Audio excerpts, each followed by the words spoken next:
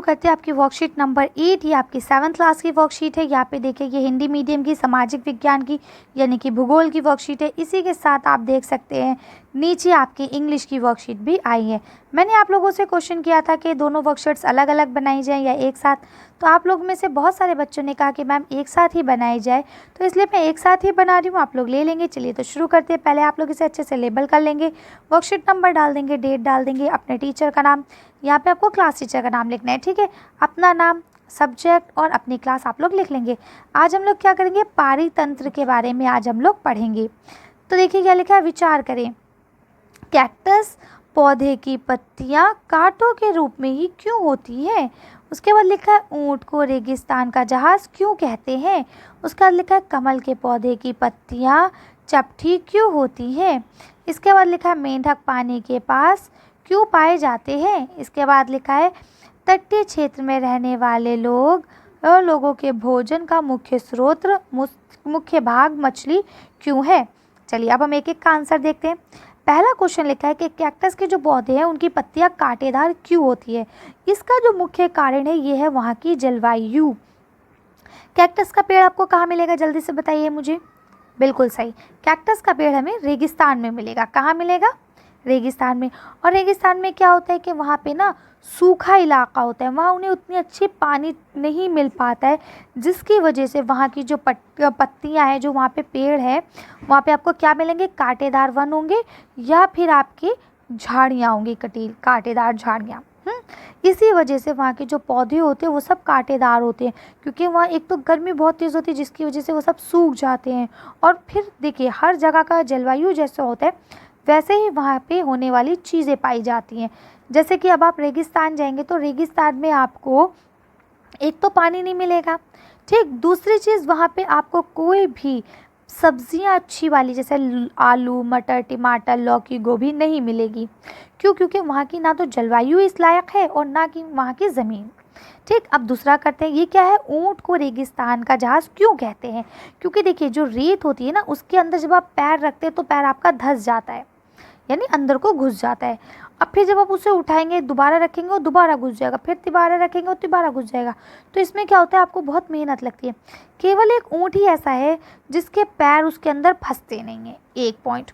और दूसरा पॉइंट, ये जो ऊँट का आपको हम्प दिख रहा है ना, कुबड़, इसके अंदर ऊँट पानी स्टोर करके रख लेता है।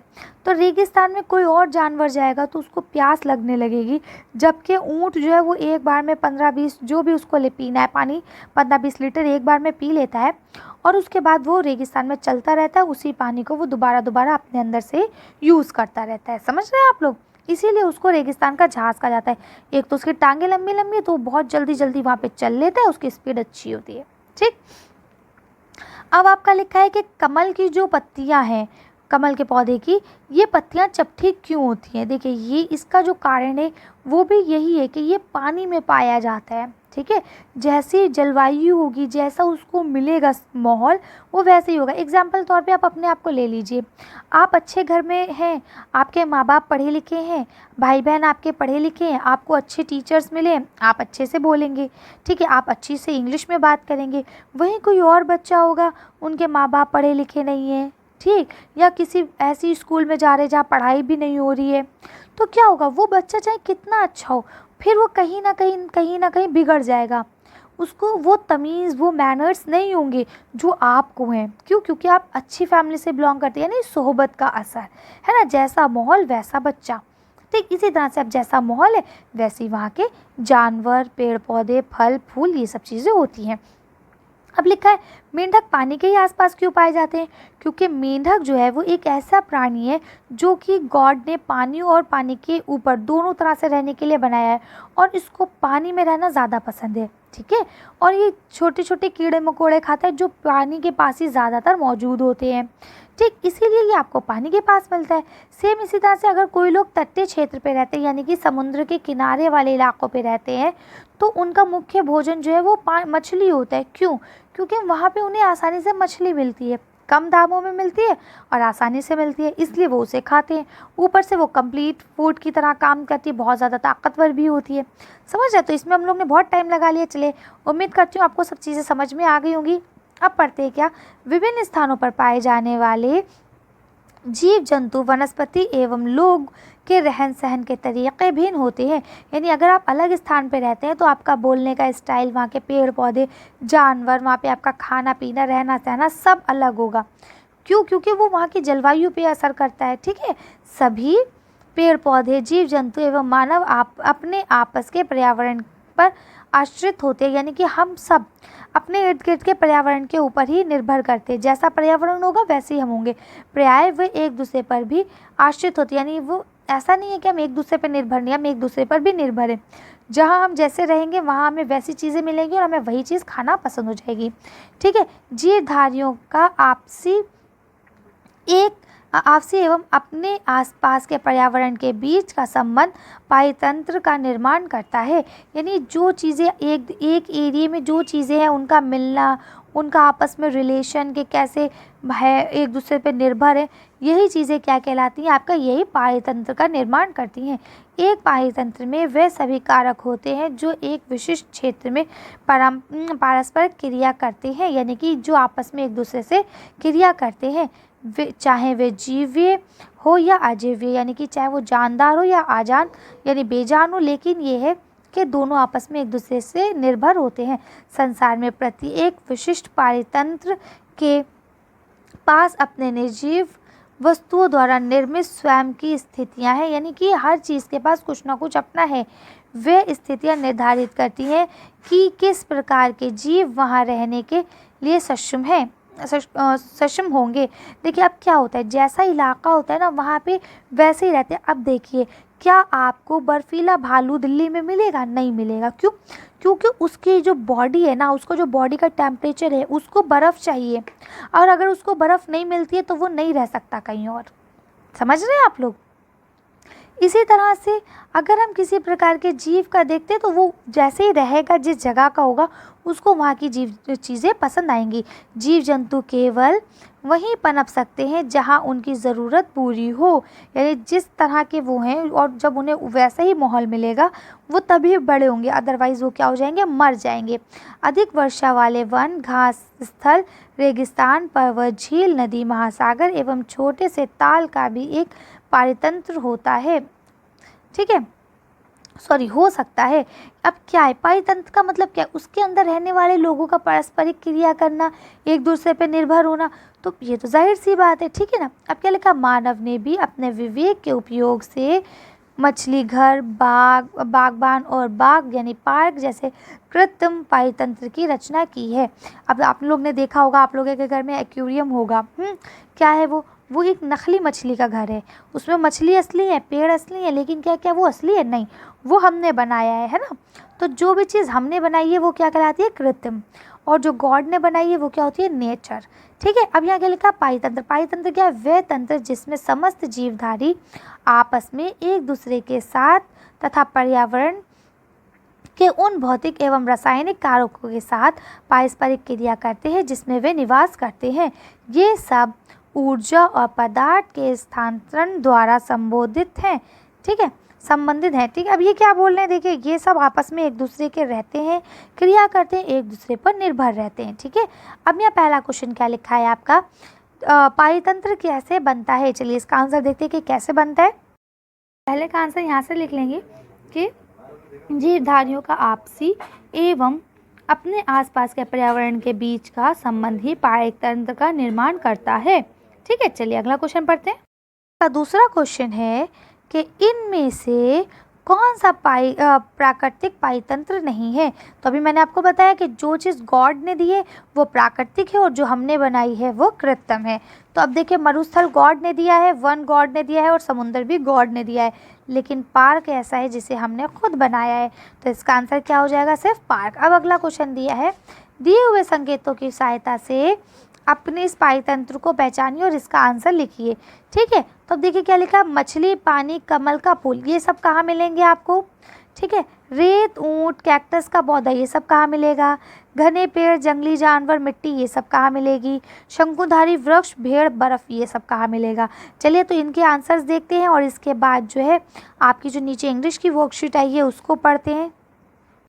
कि पहले में आप लिख देंगे तालाब, दूसरे में मरुस्थल, तीसरे में वन और चौथे में पर्वत। ठीक है, तो चारों इसके आंसर हो जाएंगे। चलिए आगे बढ़ते हैं।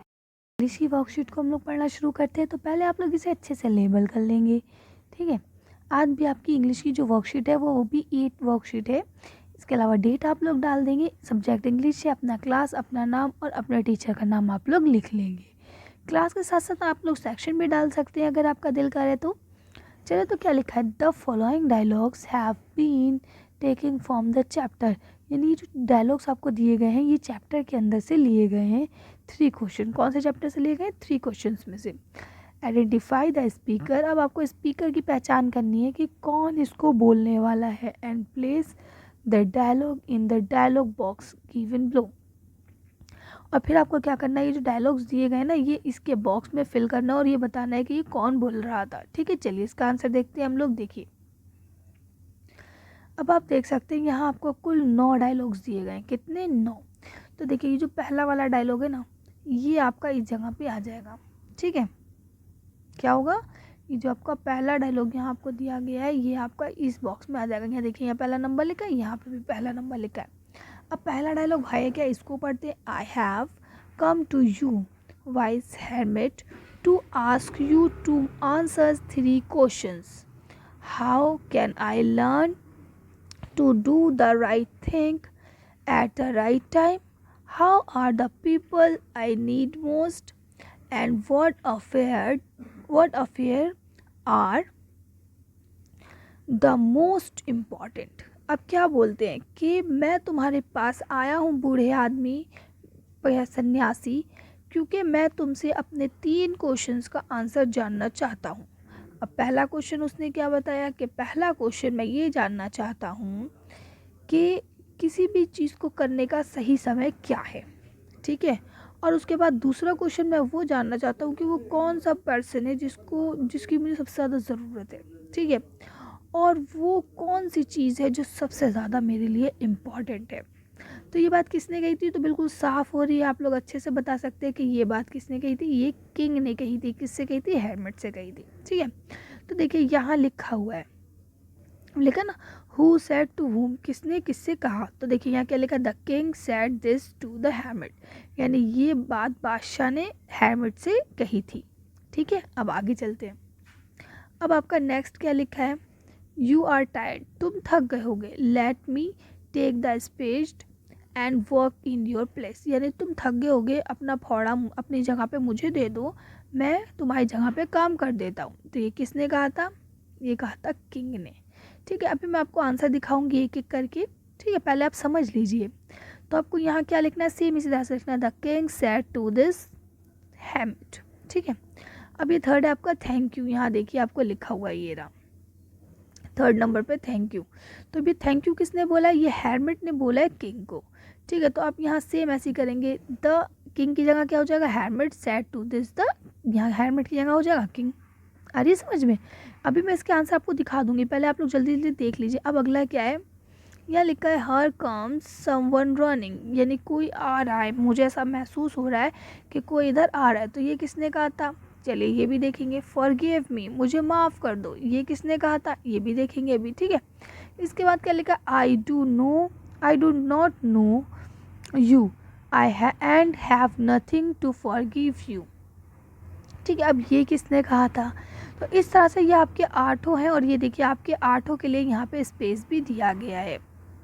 ठीक है ना, चलिए तो हम लोग इसका आंसर देखते हैं कि कौन सी चीज़ किसने कही थी। देखिए आपका पहला ये था ना कि I have come to you wise hermit to ask you to answer 3 questions. How can I learn to do the right things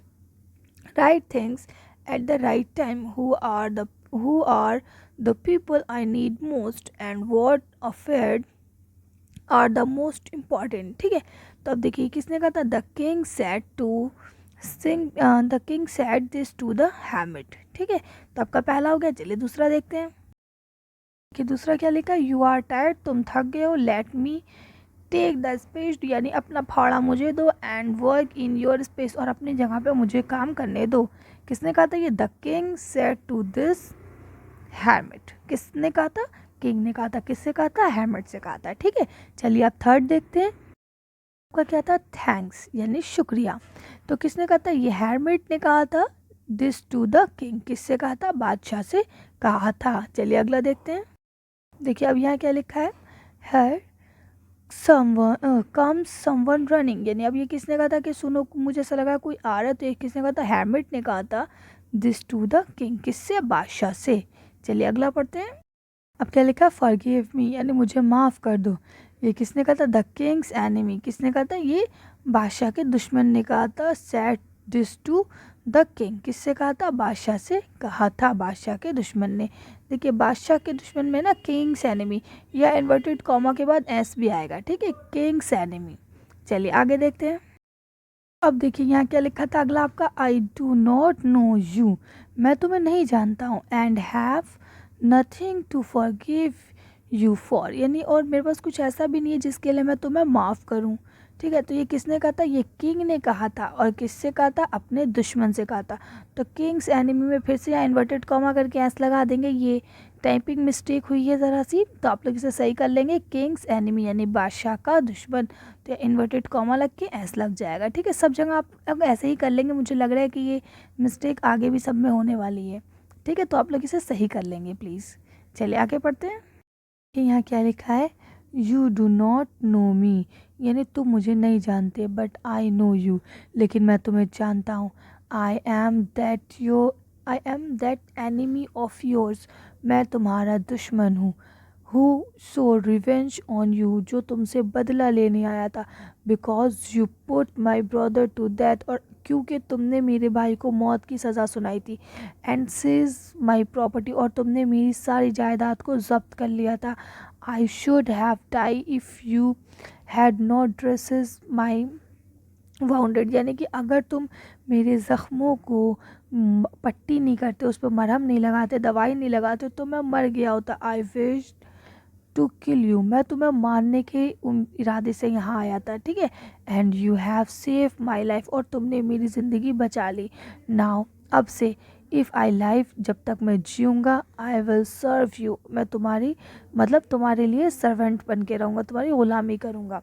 ठीक है, as your most faithful servant, और बिल्कुल तुम्हारा एक पक्का वफादार नौकर की तरह। And will order to my son, और यही ऑर्डर मैं अपने बच्चों को भी दूंगा, टू डू द सेम, वो भी मेरी तरह ही सेम तुम्हारे साथ बिहेव करेंगे, यानी तुम्हारे नौकर बन के रहेंगे। फॉरगिव मी, यानी मुझे माफ़ कर दो।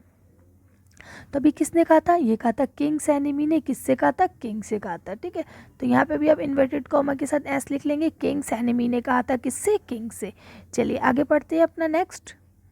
अब क्या लिखा है, for the last time I back you to answer my question wise man, यानी मैं आखिरी बार तुमसे चलते चलते ये रिक्वेस्ट करता हूँ कि तुम मेरे क्वेश्चंस के आंसर बता दो बूढ़े आदमी। तो क्या आ जाएगा, द किंग, अभी किसने कहा था, किंग ने कहा था, किससे, हैरमिट से कहा था। ठीक है, आप लोग सेम ऐसे ही लिखेंगे, यहाँ पे नंबर डाल देंगे और इसको क्वेश्चन उतार के और ऐसे ही आंसर लिखेंगे। ठीक है, कोई चित्र वगैरह बनाने को आप लोग नहीं करेंगे, बहुत ज़्यादा फिर मुश्किल हो जाएगा। ठीक है, तो आपको ये भी उतारना है, उसके साथ ये वाला पॉइंट भी उतारना है। चलिए आगे पढ़ते हैं। क्या लिखा है, देखिए, you have already been answered, यानी तुम्हें सारे जवाब पहले से ही मिल चुके हैं। किसने कहा था, ये हैरमिट ने कहा था, किससे, बादशाह से। ठीक है, तो अब ये 9 के 9 हो गए, आप लोग इसे अच्छे से लिख लेंगे। चलिए अगला क्वेश्चन पढ़ते हैं हम लोग। इस तरह से हम लोग ने ये सारे कर लिए हैं। ठीक है, अब आपको चित्र अगर अच्छा लगे बनाना तो आप लोग बना सकते हैं। अगर चित्र बनाएंगे ना तो सेम ऐसे ही करेंगे, यहाँ पे आप क्वेश्चन लिखेंगे और यहाँ लिख देंगे कि किसने किससे कहा। ठीक है, तो आप लोग कर लेंगे। और अगर चित्र नहीं बनाना चाह रहे तो जिस तरह से मैंने आप लोगों को करके दिखाया वैसे भी आप लोग कर सकते हैं। अब आपका अगला क्वेश्चन है, write a telephonic conversation with your friends asking about her well begin in the dialogue boxes below. अब आपको ना ये फ़ोन की कन्वर्सेशन है, आपको अपने दोस्त को फ़ोन करके उससे बातें करनी है, किस मामले में, कि वो कैसा है, सब कुछ ठीक है, सब खैरियत है कि नहीं। ठीक है, तो चलिए इसको भी हम लोग देख लेते हैं। देखिए, अब आप सबसे पहले क्या लिखेंगे, हेलो, वो भी बोलेगा हेलो। हाउ आर यू, कहेंगे आई एम फाइन। ठीक है, I am fine and you, मतलब मैं ठीक हूँ और तुम क्या कर रहे हो, तो बोलेगा आई एम ऑल्सो फाइन, मैं भी ठीक हूँ। And what are you doing, तुम क्या कर रहे हो, तो बोलते I doing my worksheet and you, यानी मैं अपनी वर्कशीट कर रहा हूँ और तुम क्या कर रहे हो। दोस्त बोलेगा जिसने फ़ोन करिए, I want to ask you about the worksheet, मैं तुमसे वर्कशीट के बारे में कुछ पूछना चाहता हूँ। तो दूसरा दोस्त है वो क्या बोलेगा, okay you come to my house, तुम मेरे घर आ जाओ एंड स्टडी टुगेदर, और हम साथ में बैठ के पढ़ाई करेंगे, यानी वर्कशीट कंप्लीट कर लेंगे। तो इस तरह से एक मैंने बहुत छोटा सा ये कन्वर्सेशन आपको दिखाया, क्योंकि आपको 4 पॉइंट ही चाहिए थे, तो मैंने चारों पॉइंट बना दिए कि पहले में हेलो हो गया, दूसरे में हो गया कि आप कैसे हो, तीसरे में हो गया आप लोग क्या कर रहे हो, चौथे में ये हो गया कि हम वर्कशीट वगैरह कर रहे हैं, आप लोग मेरे घर आ सकते हैं पढ़ाई के लिए। तो इस तरह से मैंने बहुत छोटी सी कन्वर्सेशन बनाई है। आप लोग अगर चाहें तो और अच्छी सी कन्वर्सेशन भी बना सकते हैं। तो आज की वीडियो को हम लोग यहीं ख़त्म करते हैं। आज की वर्कशीट में बस इतना ही। अगर आपको हमारी वर्कशीट पसंद आई हो तो प्लीज़ इसे लाइक और शेयर करें।